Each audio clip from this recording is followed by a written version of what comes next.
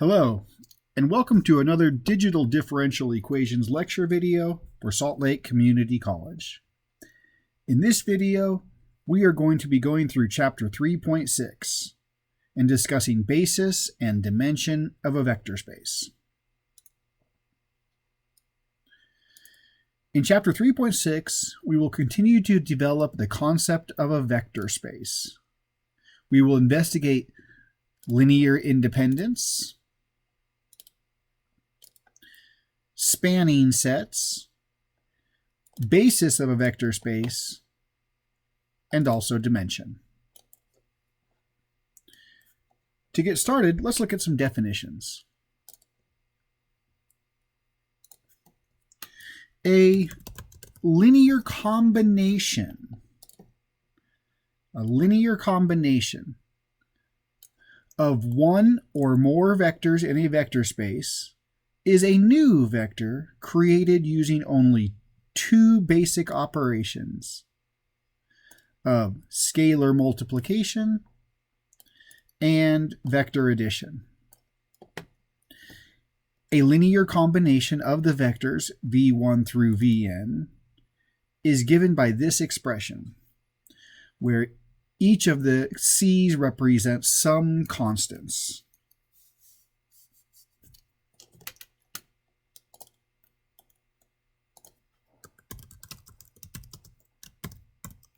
Where each ci is some constant. Some of them could be zero, but not all zero. So the linear combination.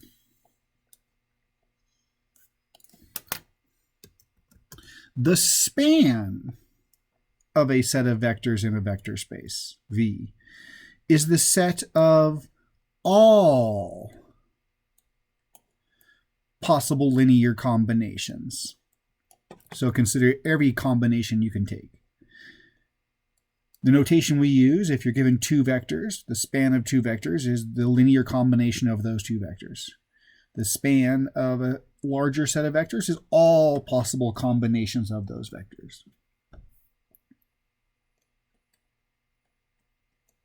To get familiar with this idea, consider the vectors in R2 given here. And it says, what are the span of these two vectors? So using just the definition to start with, we can say the span of 1, 0, 0, 1 would be C1 times the first vector plus C2 times the second vector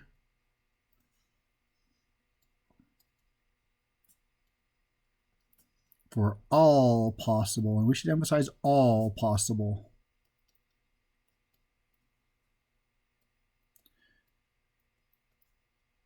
C1 and C2s. Graphically, we would like to imagine, well, let's draw a coordinate system first.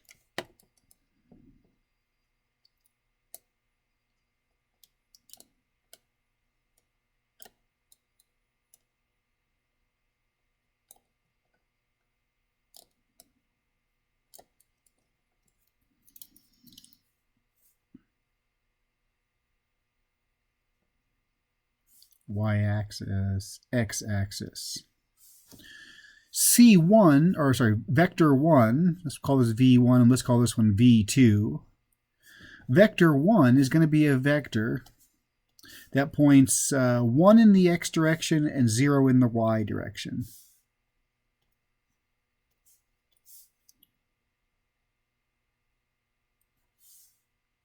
One in the x direction and 0 in the y direction. So it would start at the origin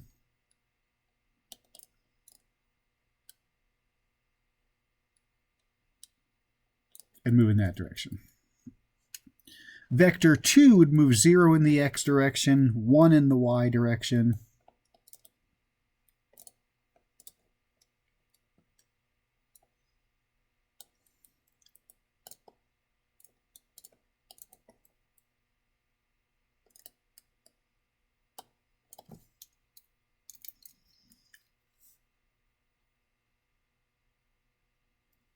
So here's vector 1 and vector 2.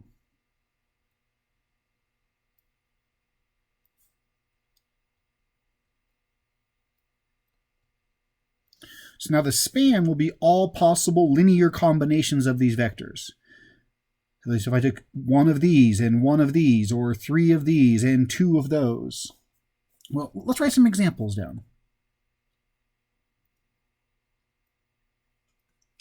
If we did 3 of the first vector and 2 of the second vector,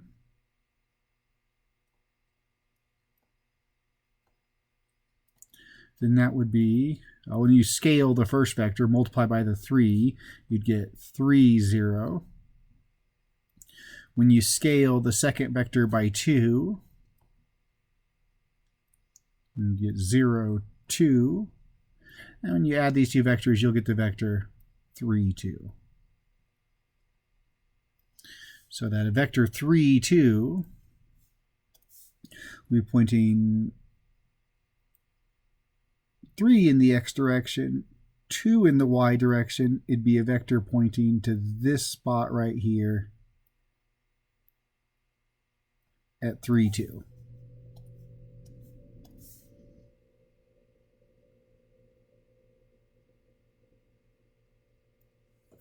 And then this would be one linear combination. But remember, the span of a set of vectors is all possible linear combinations. So let's try another one. What if we did -4 of the first vector and 3 of the second vector?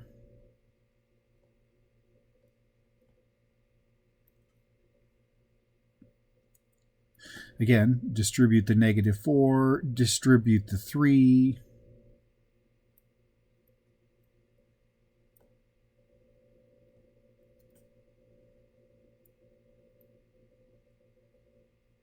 And then add your two vectors.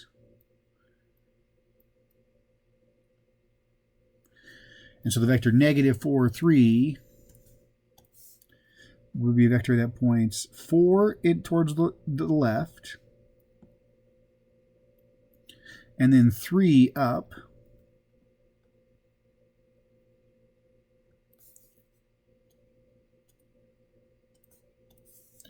it would be a vector that points in this direction.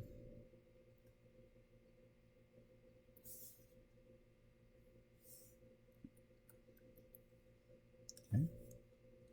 Notice that whatever the C's are for these two vectors given, those end up just being the x component and the y component individually.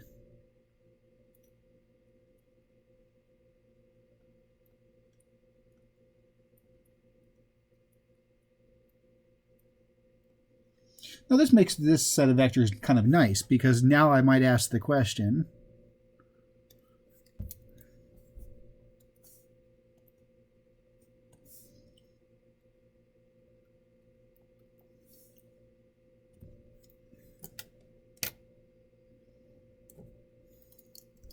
what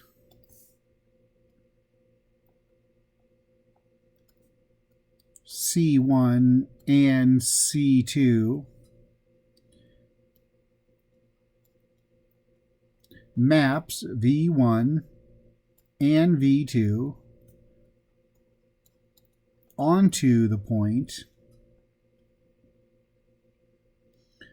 let's say 4, -2.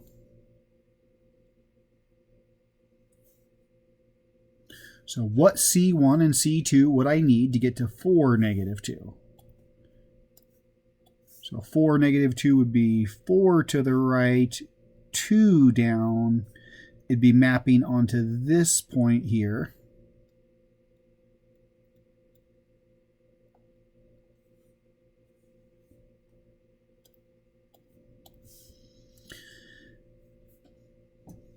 So I'm pausing just for a moment.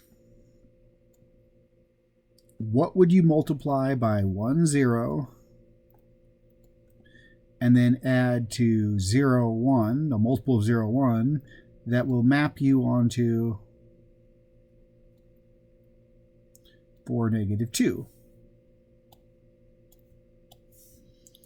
And you got this. You're probably thinking, well, what if I do 4 of the first vector and negative 2 of the second vector?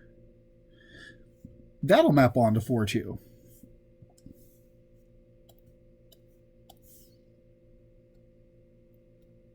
Similarly, what C1 and C2 maps your vector 1 and vector 2 onto negative 3, negative 5.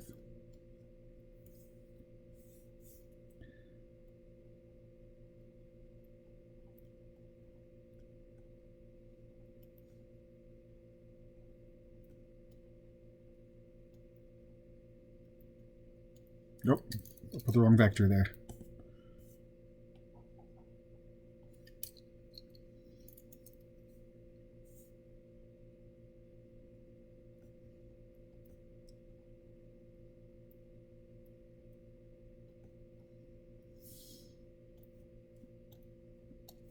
And you'd probably be saying, well, what if you did negative 3 of the first vector plus negative 5 of the second vector? That'll land you on negative 3, negative 5. So the question I'm trying to get to now is when I say what is the span of these two vectors, what we're looking for as an answer is something like this. Will any linear combination of these two vectors get you to any point, and I'm saying any point, in R2? And hopefully you're thinking it'll get everywhere, in which case you'd like to be able to say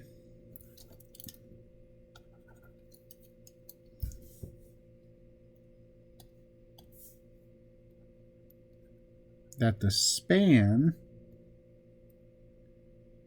of 1, 0, 0, 1 is all of R2. When you take every linear combination of these two vectors, there's no vector that you cannot reach in R2. So we say the span is all of R2.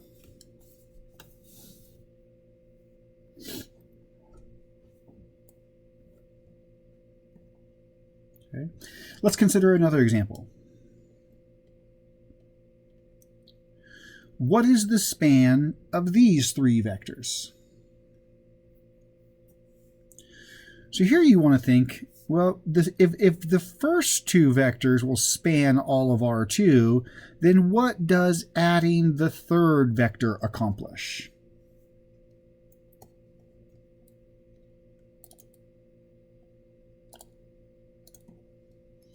So graphically, we'd be saying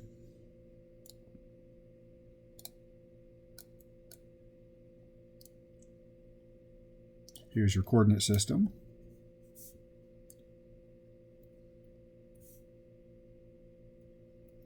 Your first vector 1, 0, your second vector 0, 1, your third vector 1, 4.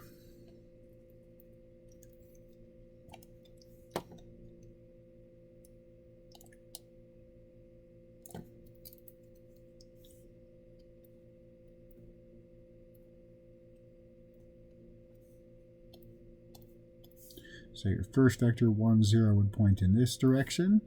Your second vector 0, 1 would point here. Your third vector 1, 4 would point up here.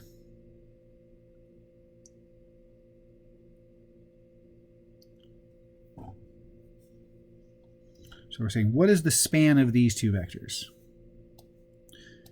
And what you'd like to notice is that the first two vectors, these will span all of R2. So that adding 1, 4 does not change the fact that the first two will span all of R2. And technically, the third vector is already in the span of the first two. Remember, the third vector, that's 1 times the first vector, and 4 times the second vector. So technically it's already in the span. So we can say that the span of these 3 vectors is the same as the span of just the first 2, which is still R2.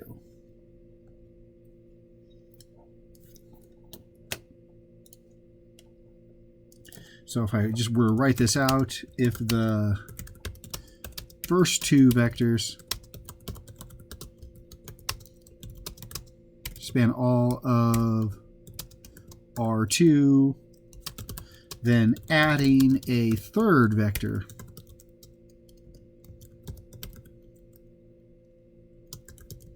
won't change that. Maybe additionally,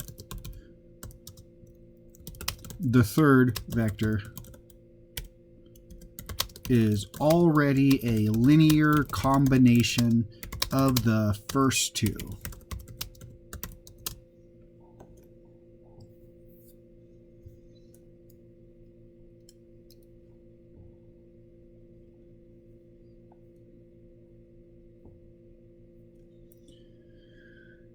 Okay, let's try another example. What is the span of these 2 vectors? Now, these ones are not as easy as the first ones, so let's just consider the definition.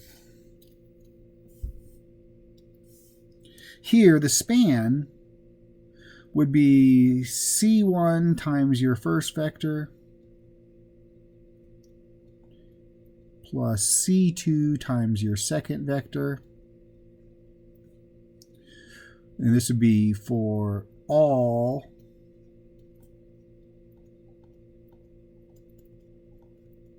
possible C1 and C2.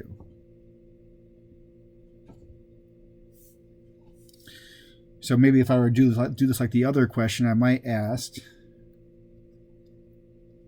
what some possible combinations might look like. So maybe an example. What if we did 2 of the first vector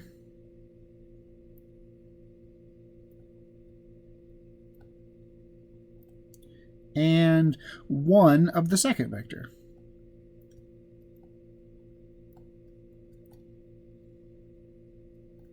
And again, so maybe I'll distribute the scalars into each vector. This would be the vector 4, 2 plus the vector -1, 1. And this would be the vector 3, 3.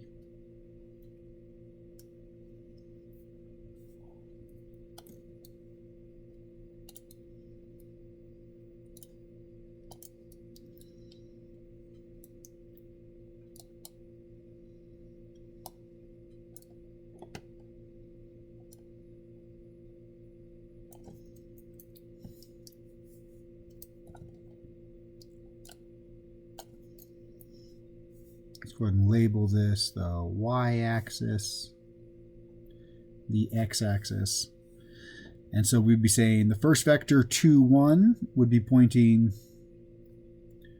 2 in this direction and 1 in this direction. It would point to this point.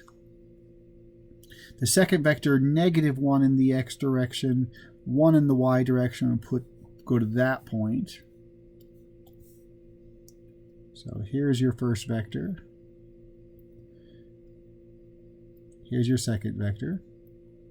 And so we're saying if we do 2 of the first one and 1 of the second one, then visually you could imagine that as taking the first vector, multiplying it by 2 to get to here, and then taking 1 of the second vector and adding that to it.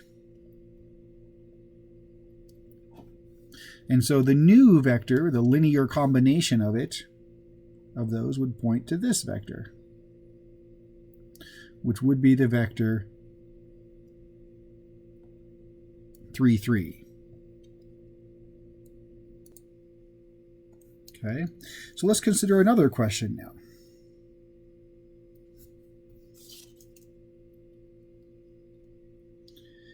is there a C1 and C2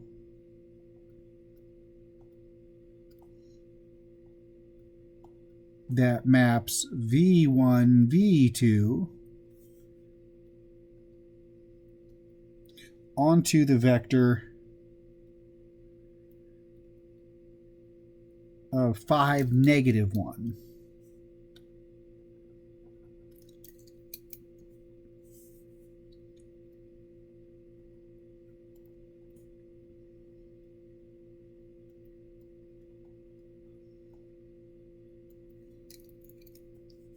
So let's imagine 5, -1 would be 5 to the right and 1 down.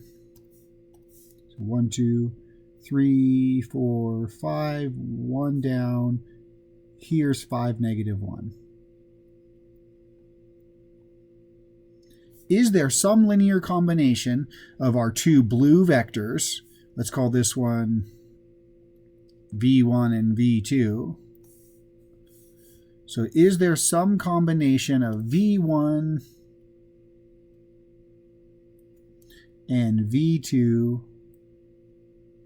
that'll map you onto 5, 1?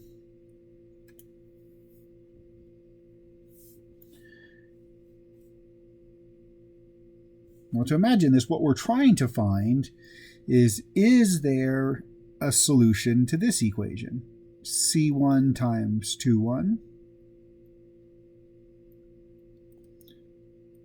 plus C2 times -1, 1. Is there some value of C that will map these vectors onto 5, -1?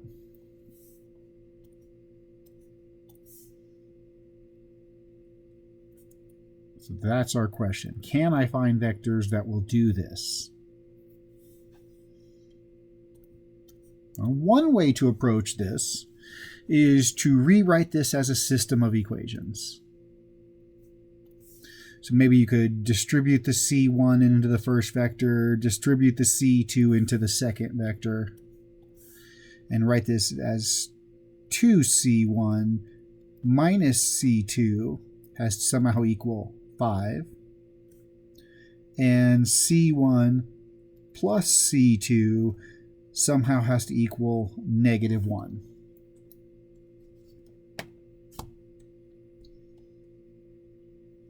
Or if we wanted to rewrite this as a matrix equation, let's write our coefficient matrix. 2, -1, 1, 1 times our vector of variables.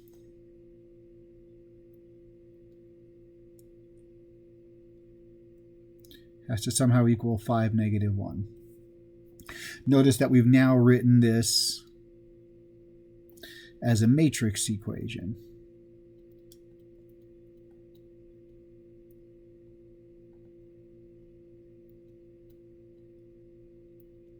AX equals B. And from our previous work, we know that there's going to be a solution, or maybe even one unique solution, if A inverse exists. So let's go look for our inverse matrix. Here, A inverse would be defined as 1 over the determinant. So here our determinant would be the product of our main diagonal minus the product of the off diagonal, which would be 2 minus a -1 times the matrix created when you switch the elements on the main diagonal and negate the elements in the off diagonal.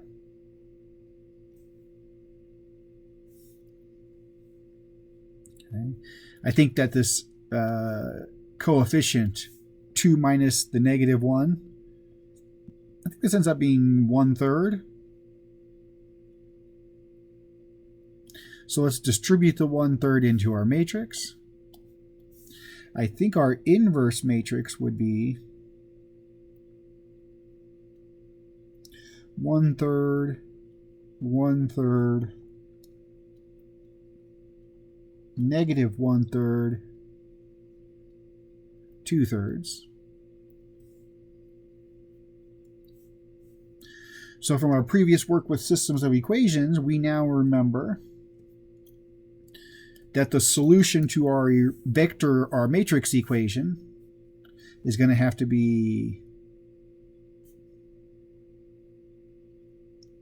C1, C2 is going to equal your inverse matrix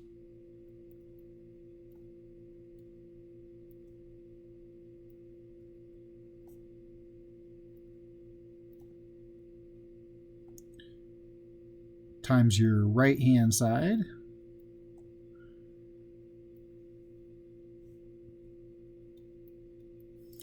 and we want to multiply these matrices now. So let's multiply this first row of A times our column vector. I'm going to grab my calculator to help me with this. So it'd be 1/3 times 5 plus 1/3 times the negative 1.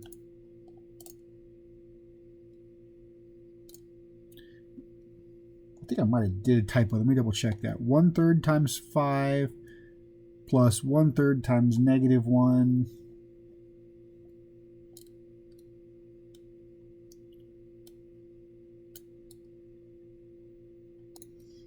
Comes out to be, what is that, 1? I think that's 1 1/3. Let me write that as a fraction, actually. So math, fraction, be 4/3.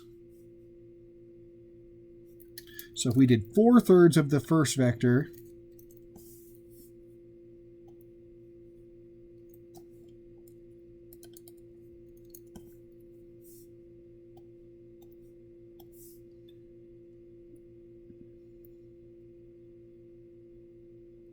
okay, and then we'll multiply the second row of A times our column vector. So this will be negative 1/3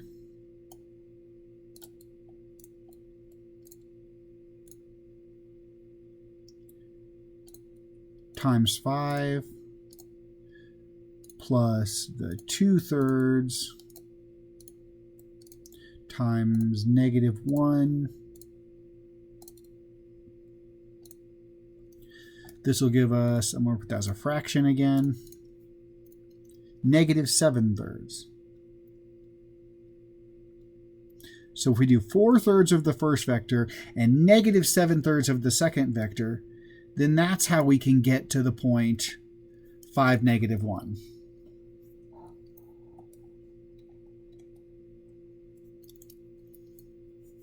So this would be the linear combination that we would need. It's saying do 4/3 of our first vector and negative 7/3 of the second vector, and that'll get us to the point 5, negative 1.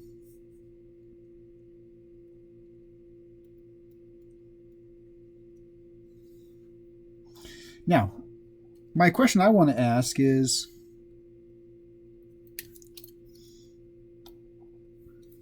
now I probably could not have come up with those numbers just by looking at it,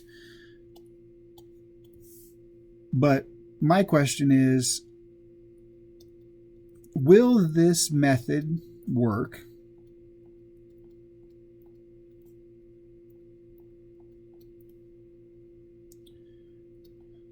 for any point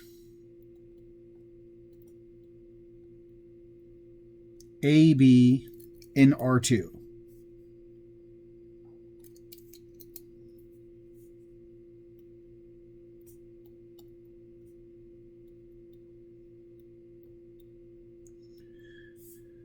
So we found the unique combination 4/3 and -7/3 that get me to 5, -1. But will this work for any point in R2? So imagine where I put R2, our point anywhere. If it were here, or here, or here, or here, or here, anywhere in R2, will I always be able to find a solution, a unique linear combination that'll get me to that point?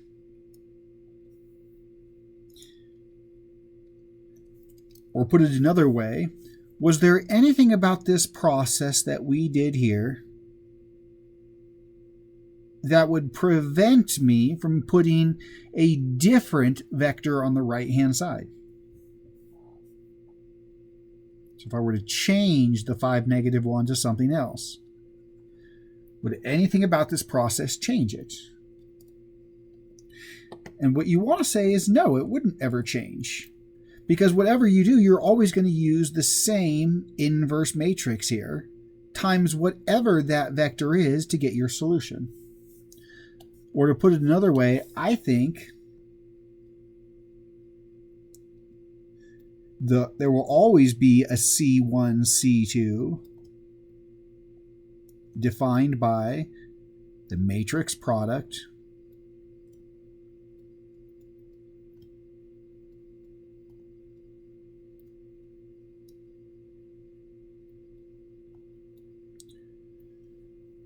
that'll give us the correct linear combination to get to that point. This would allow me to say that the span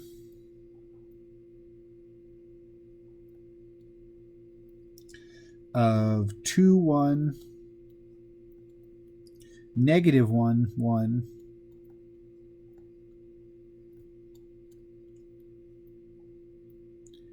is still all of R2. So we just found another set of vectors that'll still span all of R2. It's not as easy as the first two vectors, but it still spans all of R2. This brings up our next topic.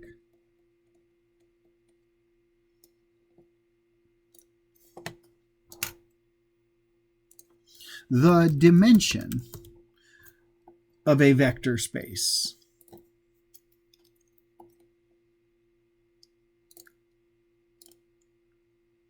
Is the minimum number of vectors needed to span your vector space. Now, there could be more than one set of vectors that will span it, but they will all have the same minimum number of vectors.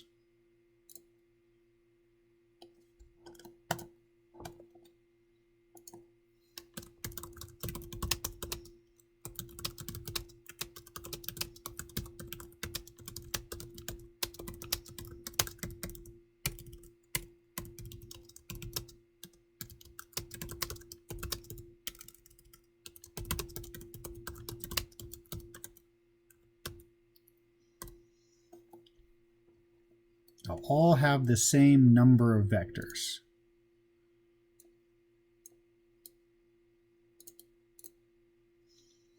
So for R2, for example, R2 is a two-dimensional space and two vectors are needed. Of course, the easiest set of vectors is the vectors 1, 0 and 0, 1.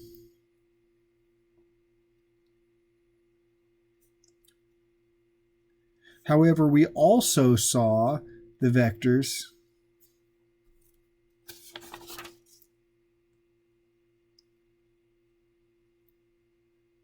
2, 1 and -1, 1 would also do it. But there are technically an infinite number of other vectors that will span R2, but they all will have to have at least two vectors in them. For R3, R3 is a three-dimensional space, so you would need three vectors. Of course, this set of vectors would be the easiest set of vectors. Of course, if you've seen Calc 3, then you'd probably recognize these vectors as I hat and J hat, or I hat j hat, and k hat would be unit vectors that point along the axes. There would be other vectors that would also work.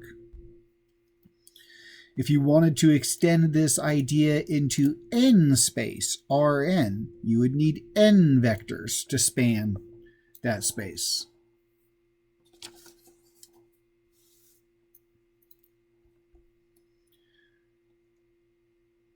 Okay, another definition. A set of vectors in a vector space V are linearly independent. They're linearly independent if none of the vectors can be written as a linear combination of the others. So if there's no way to write any vector in your space as a combination of the other vectors, they are linearly independent. Alternatively, the only solution to the following equation is the trivial one where all the c's are 0. The only way to get 0 is to let every one of the c's be 0. For example, if we take our first set of vectors that we worked in our examples today, 1, 0, 0, 1.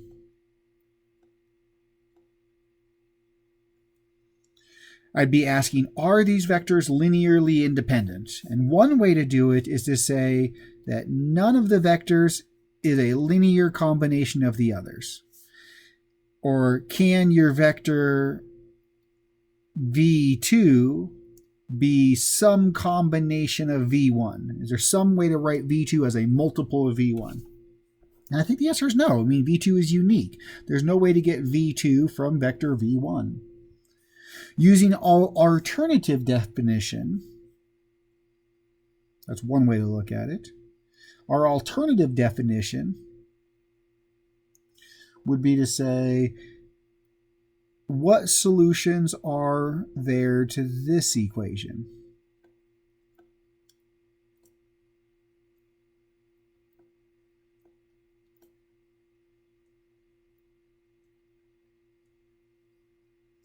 And I would say, well, the only way to get 0, 0, because if C1 is any number, if you let C1 be some number, then that means that your X component is not going to be 0. If you let C2 be any number, then that means the Y component will not be 0. So that the only solution to this equation is C1 has to equal 0 and C2 has to equal 0. That's the only solution to this equation. And that tells us these vectors are linearly independent. Or from our first example, we can say V2 is not some multiple of V1. I think both of these would be nice ways to be able to identify that these vectors are linearly independent. One is not a multiple of the other, or that the only solution to this equation is the trivial one where the c's are equal to 0. Conversely, our second example we looked at, we had the set of vectors 1, 0,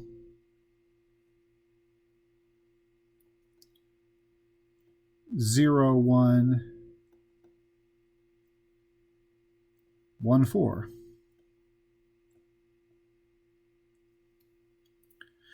Here we might be able to say, well, the third vector, let's label these v1, v2, and v3.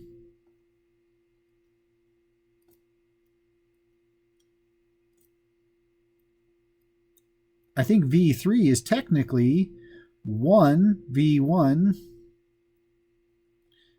and 4 v2. Technically, our third vector is a linear combination, so we do not satisfy that this vector is not a linear combination of the first two. Or similarly, we could ask, what solutions are there to this equation?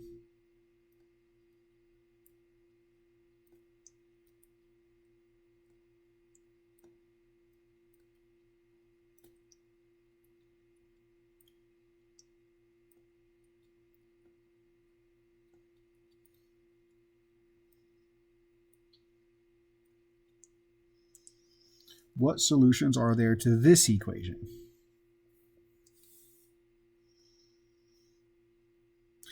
And one way to do it is to say, well, what if C1 is 1? What if C2 is 1? Then let's pick a value for C3 that'll cancel out these ones. So maybe what if C3 was? Well, not C1, 0, 1. Let's let C2 be 4.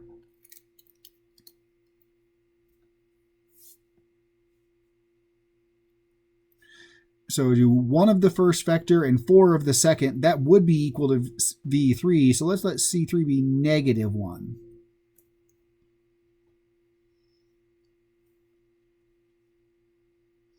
If you did 1 of the first vector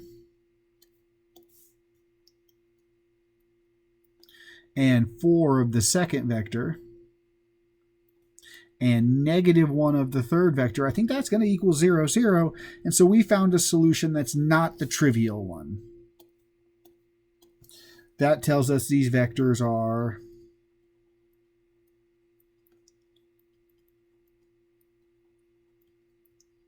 not linearly independent.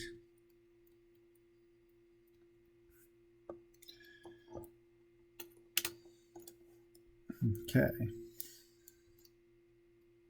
So another way to think about this is if the only solution is the trivial one, then maybe we can rewrite this as a matrix equation of a homogeneous system. Remember, it's homogeneous because the right-hand side is 0. So we can write the left-hand side as the product of a bunch of column vectors, these are our v's, times our coefficients, the c's, or write it as the matrix AX equals 0. So we're looking for solutions to this homogeneous solution system, and we're asking,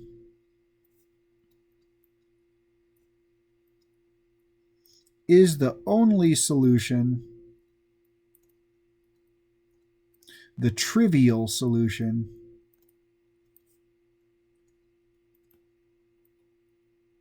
where x equals 0?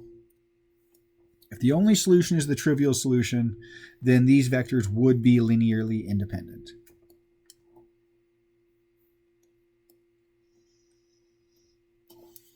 And I'm going to explore this idea with our next couple of examples.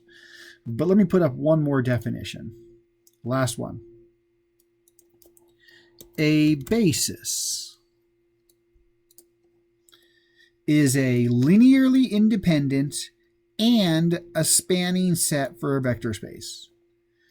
If you're both of these things, if you're a linearly independent set and you also span your vector space, then we call you a basis. Now, this will only occur if your coefficient matrix A is invertible.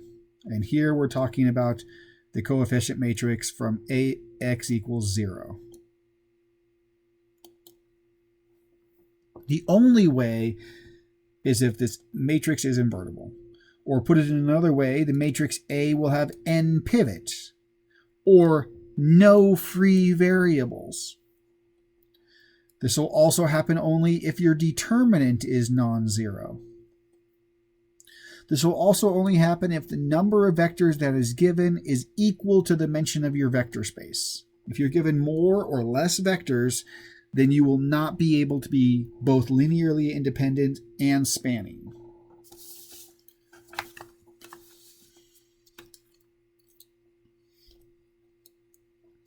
So let's consider some more examples. Can the vectors 1, 2, 2, 4 be a basis for R2?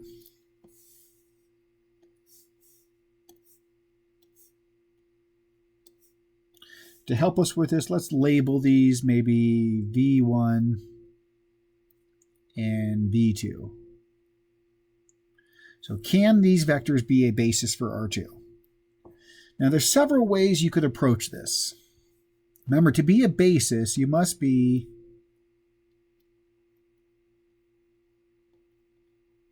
linearly independent, and you must span all of R2. So we must be able to do both these things. Graphically, let's look at it graphically first. I'll probably do more work than is necessary on this question, just so we could approach it from different viewpoints. However, in general, you do not need to do all of what I'm doing for each question.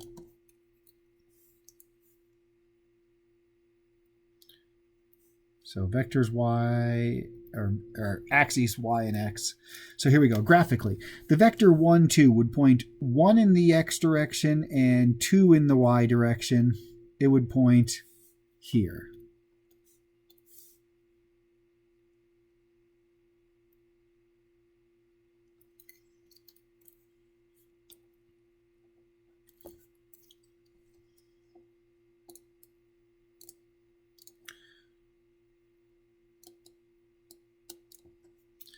Your second vector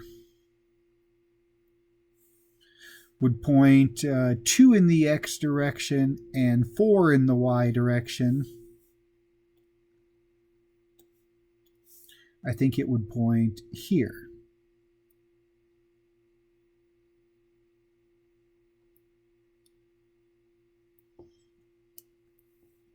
So I would say, will these two vectors span all of R2? So if you did some linear combination of the first and some linear combination of the second, so maybe I'm looking at the span.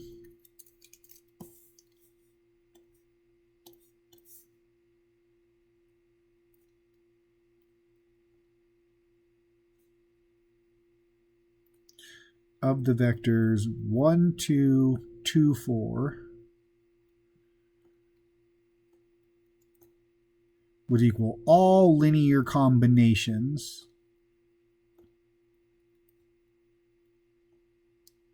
of these two vectors.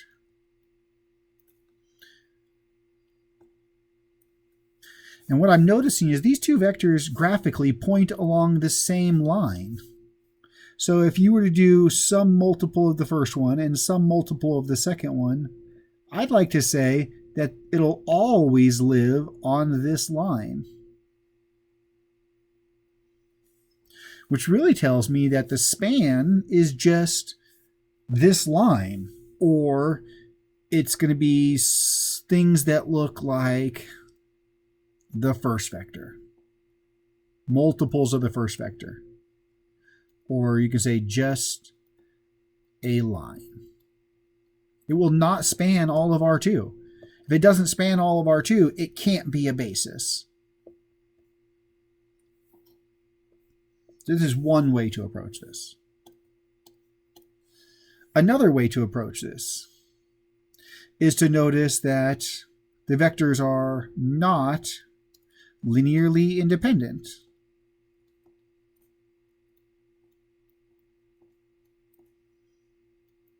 Notice that vector v2 is really just 2 times your first vector. Since the second vector is a linear combination of the first, they are not linearly independent.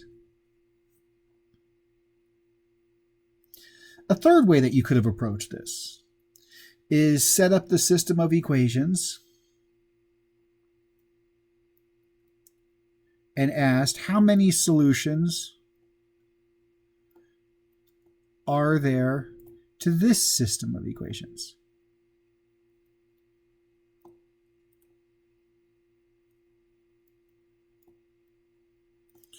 Or alternatively written as a matrix equation,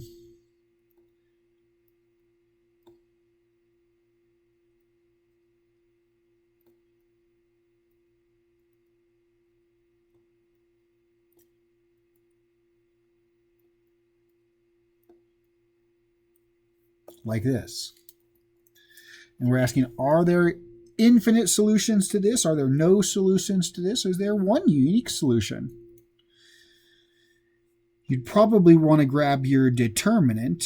And here notice that the determinant of your coefficient matrix A, so remember taking your determinant would be the product of your main diagonal, which is 4, minus the product of your off diagonal, which is also 4. So your determinant is 0.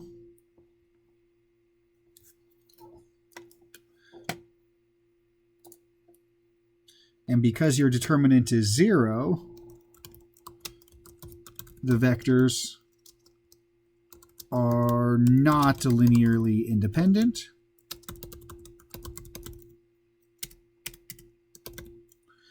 Or using any of these methods that we've shown, we could also say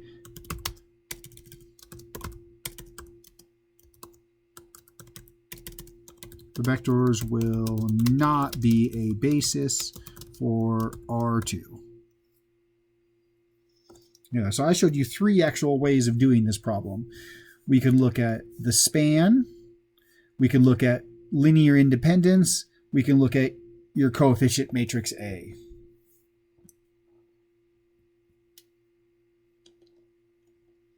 But our conclusion is these are not a basis for R2.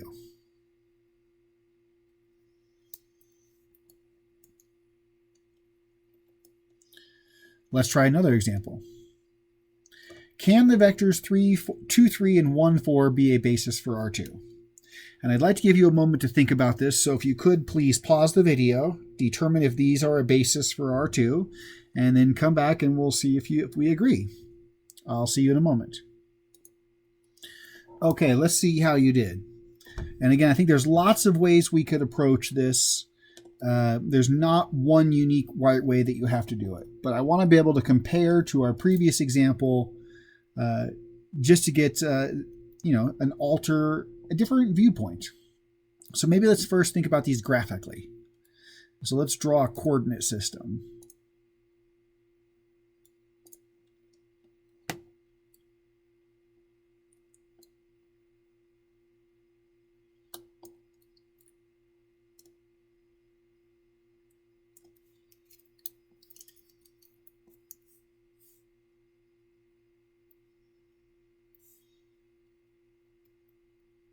So our first vector, 2 in the x direction, 3 in the y direction, would be a vector that points here. Our second vector would be 1 in the x direction, 4 in the y direction, so probably it points there.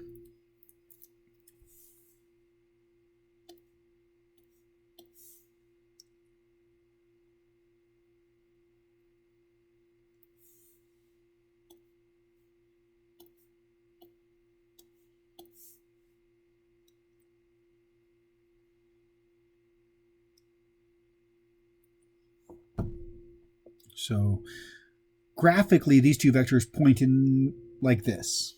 And so we're asking, will these two vectors be a basis for R2? So let's go through all the different ways I might be able to use to answer this question. First one. Are the vectors linearly independent?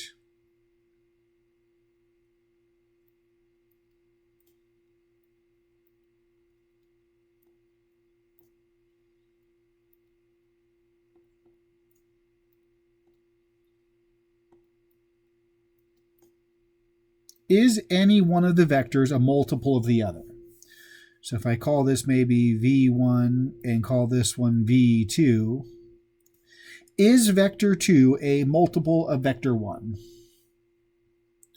And she say, well, no. Vector 2 is not a multiple of v1 for any c. That tells us that they are linearly independent.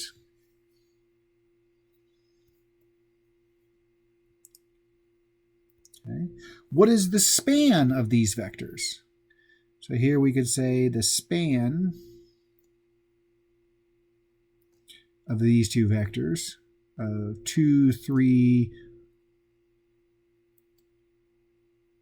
1, 4, would be all possible linear combinations of these two vectors.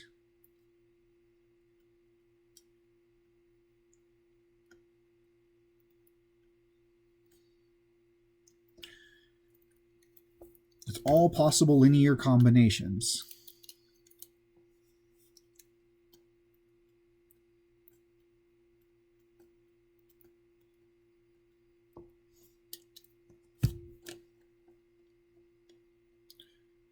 Or maybe to put it another way, can I map onto any point using these two vectors? Or put it, am I saying, is there a solution to this equation?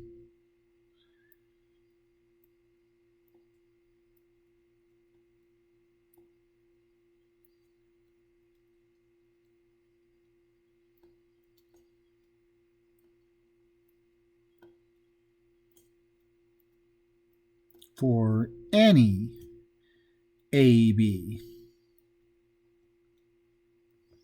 And I think you'd probably say yes if the matrix A is invertible. So let's consider then, does the inverse exist? So you'd be asking, what is the determinant?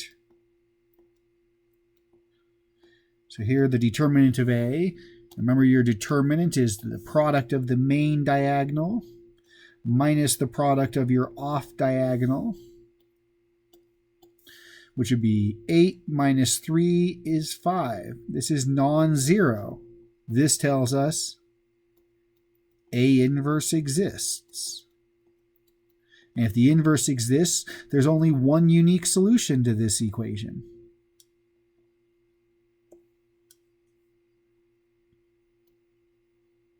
It would have to be that C1, C2 would be your inverse matrix, which would be 1/5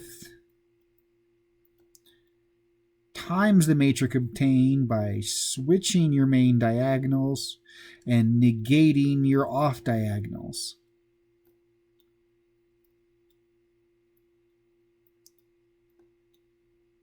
This tells me that your vectors will span all of R2. Now, this is always going to happen. Here's a shortcut. This is always going to happen if your vectors point in different directions.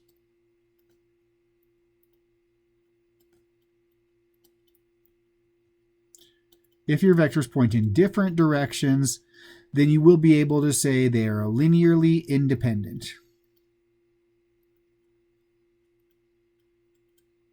This is a great shortcut.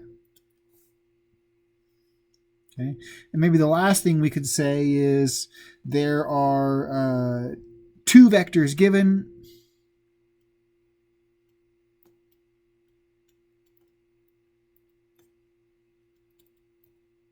Which match the dimension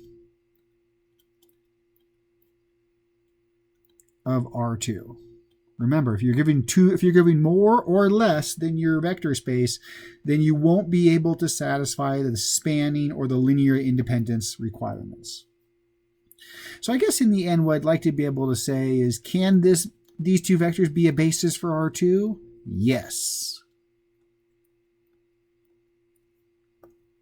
And in general, you do not have to show all of the things that I'm showing with these examples. I just want to give you a big toolbox that you can use to approach these questions. Let's look at one more example that deals with vectors in R2. Can these be a basis for R2? I'm going to pause for a second while you think about that. Maybe you should pause your video while you think about it as well. Can these vectors be a basis for R2? Okay, I hope you thought about it and you came up with the answer no.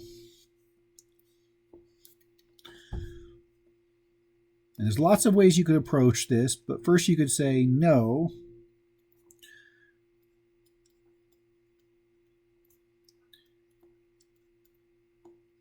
These vectors are not a basis for R2 because, well, one way to say it is there are more vectors than the dimension.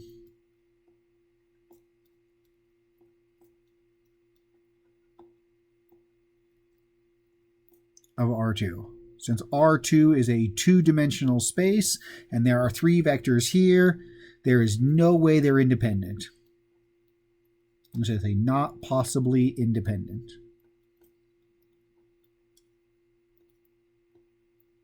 And to show that, maybe you could show that there is a linear combination of vectors that gives you one of these vectors. For example, maybe you could say, is there a solution to this equation?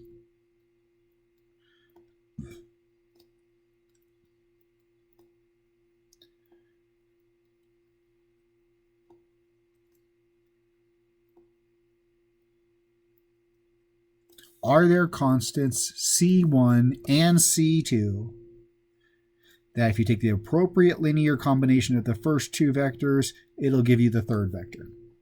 And I got to tell you, the reason I picked the first two vectors is because if I were to call this vector 1 and vector 2, I can see that V2 is not a multiple of V1.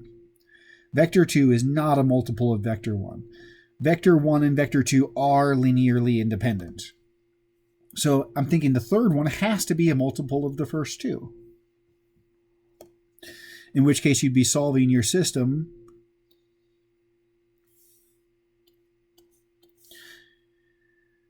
and probably looking at, are there solutions to this matrix equation?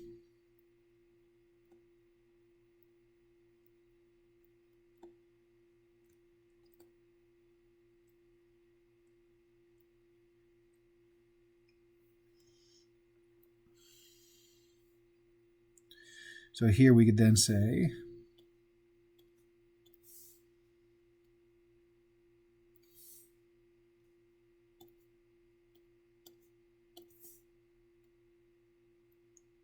C1, C2. Let's see, is there an inverse to our matrix? Our determinant would be the product of the main diagonal, which is 8, minus 3 is 5. So it'd be 1/5 times the matrix where you switch the main diagonals, negate the off diagonals, times our right-hand side,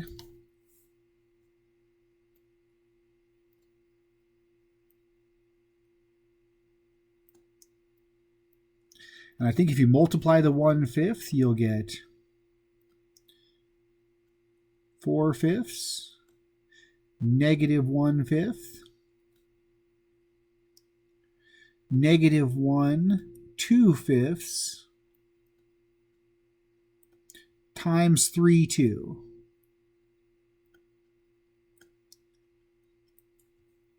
Which I think if you do this, you get 2 negative 1. Which tells us your third vector, it tells us V3 is really 2 times your first vector minus 1 times your second vector. So they're not linearly independent. So I think you could use either of these approaches. You can say that the dimension of you have more vectors than is the dimension, or you could show that the vectors are not linearly independent.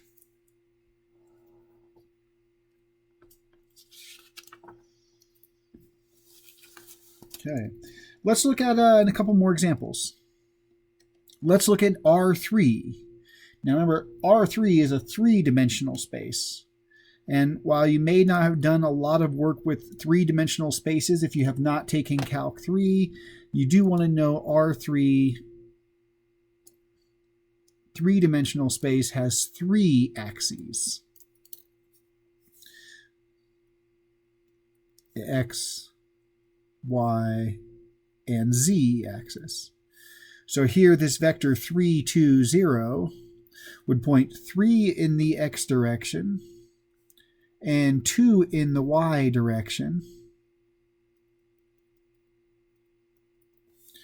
And it would be a vector pointing like this. Can this vector be a basis for R3? So here the short answer is no. R3 is a three-dimensional space, so we need 3 vectors to span R3.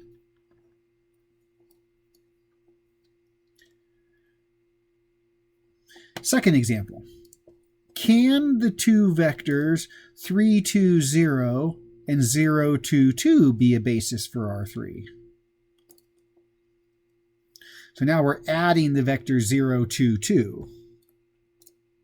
If we add the vector 0, 2, 2, it would be a vector pointing 0 in the X direction, 2 in the Y direction, and 2 in the Z direction. It'd be a vector pointing in this direction. Can those two vectors span all of R3? Again, the easy answer is no. R3 is three-dimensional space, so we need 3 vectors. We should say 3 linearly independent vectors to span R3. Okay. Third example. What if we now add a third vector to our space? -3, 2, 4. Can these be a basis for R3? And here the answer should be maybe. There are 3 vectors, but are they linearly independent? Just because there's 3 doesn't mean that that's enough. You need to make sure that they are linearly independent vectors to work as well. So to answer this question, let's see if these vectors are linearly independent. And let's start by writing the matrix equation.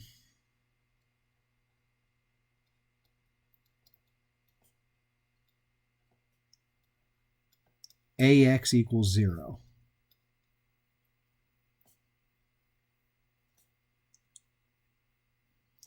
This would be 3, 2, 0, 0, 2, 2, -3, 2, 4, times a vector x of constants equals the 0 vector. And now that we've written our matrix equation, there are several techniques you could use. One technique is you could ask about the determinant of A. To help us with the determinant of A, I'm going to grab our calculator.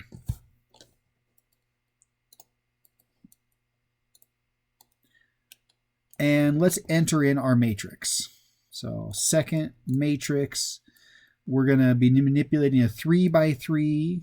So let's go over and change this 3 by 3. And let's enter in our matrix.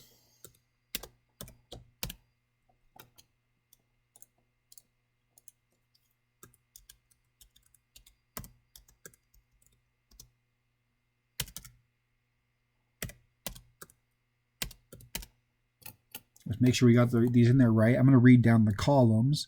3, 2, 0, 0, 2, 2, -3, 2, 4. And I'm going to go back to our matrix window. let me go back to our home screen to start with, actually.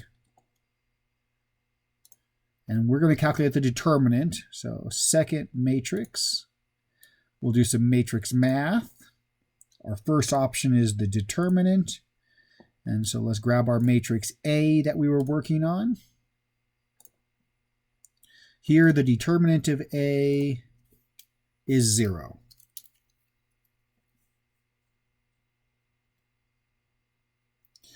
Because the determinant is 0, that tells us that A inverse does not exist. And it also tells us that these vectors are not a basis.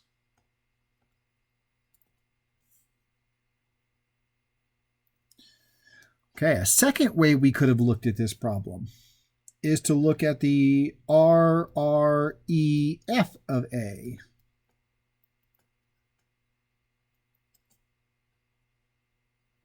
Now, since we've already entered the matrix A into our calculator, now I'm just going to ask it for the RREF of it. So I'm going to go second matrix, go over to math. Remember, RREF is at the bottom, but I like hitting up to get to the bottom of the list right away. And let's do the RREF of matrix A. Here, the RREF of A is the matrix. I'm going to go down in columns. 1, 0, 0. 0, 1, 0. Negative 1, 2, 0.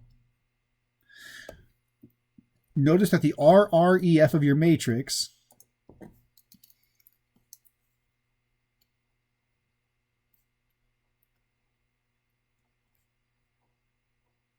only has 2 pivots.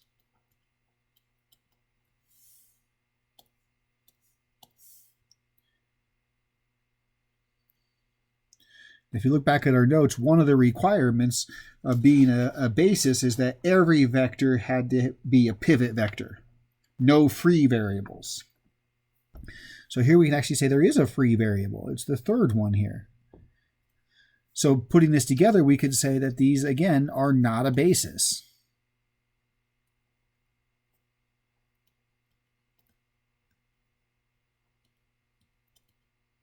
Now, our author does not mention this, but what's really unique about looking at the RREF is that this third column actually tells us that the third vector is a linear combination of the first two.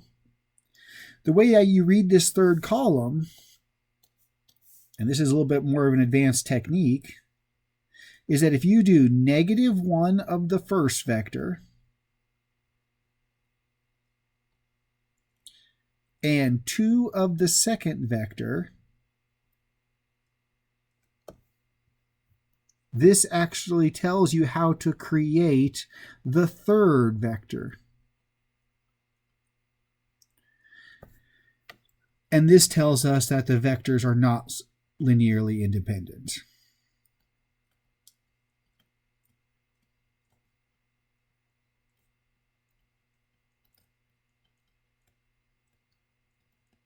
And again, if they're not linearly independent, then vectors are not a basis.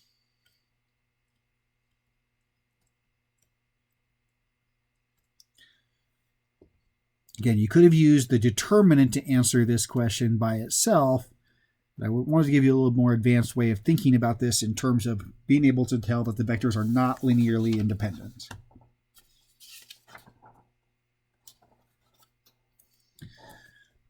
Okay, let's try another example.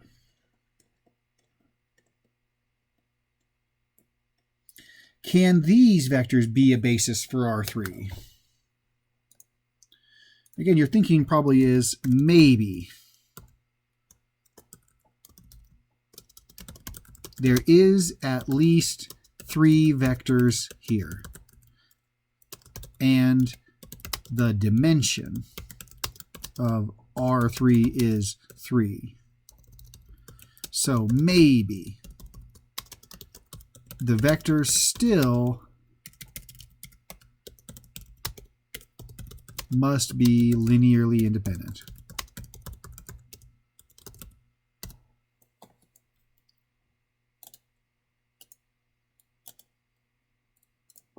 So let's see if these vectors are linearly independent.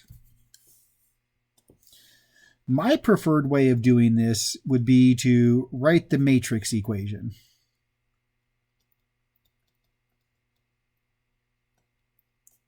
In which case you're looking at the equation 3, 2, 0, 0, 2, 2, 0, 1, 1 times some vector equals the 0 vector.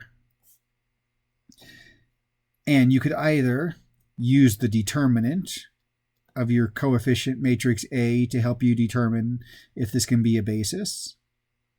You can look at the RREF of your matrix. This will also help you. So I'd like to give you a second to calculate both the determinant and the RREF, and then let's come back and see how we did. So pause your video and work on this example on your own. I'll see you in a moment. Okay, let's see how you did. I hope that you calculated your determinant and you determined that the determinant is 6. Again, this tells you that A inverse exists. And if A inverse exists, that means that there is one unique solution. Your one unique solution is the trivial one where x is equal to 0. And because the only solution is the trivial one, these vectors are linearly independent.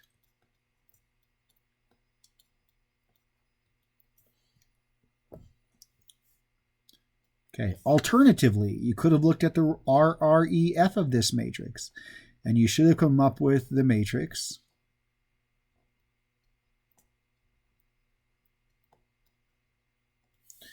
this matrix would tell us that we have 3 pivots. There are no free variables.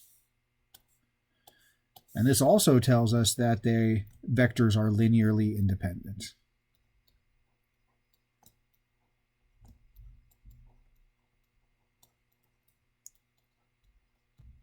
Combine this with the fact that we have 3 of them. So you have 3 linearly independent vectors, which matches the dimension of R3. So we can say, yes,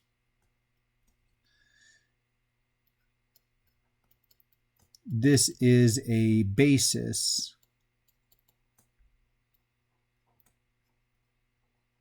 for R3.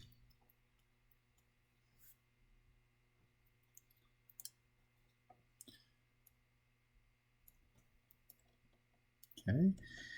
I'd like to give you one more example here to work on. Are these vectors linearly independent? Are they a basis? Again, I'd like to give you a moment to work this on your own. So if you could please pause the video, determine if these vectors are independent, if they are a basis, and then come back and unpause the video after you finished. I'll see you in a moment. Okay, let's see how you did. And my starting point with these vectors or these problems is to start with your matrix equation. I really like the matrix equation approach to this.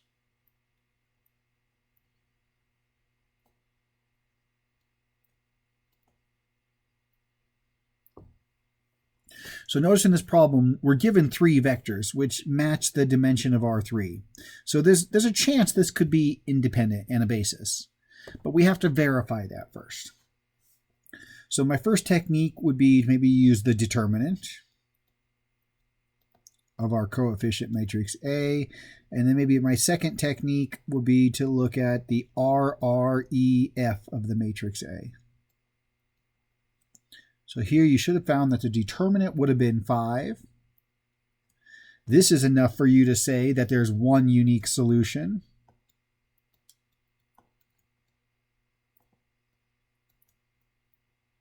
And if there's only one solution, it has to be the trivial solution.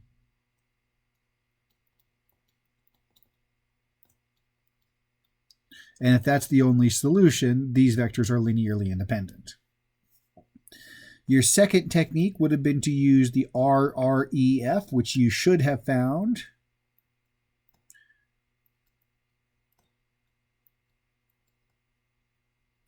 Your RREF looks like this, and so you had 3 pivots. This would have also told you that the vectors are linearly independent.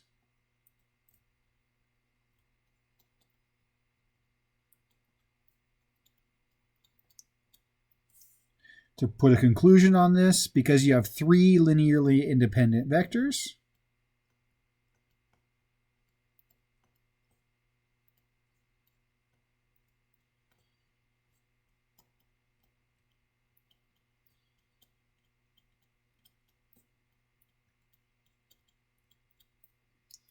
they will span R3.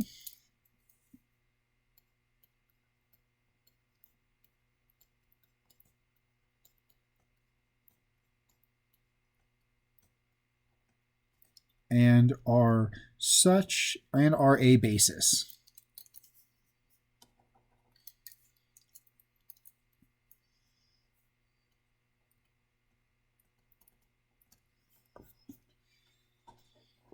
Okay, these are a great set of examples. I want to do a couple more examples in our next video though, so I'm going to stop this video here and I'll see you in the next video for a couple more examples. I hope this is helpful.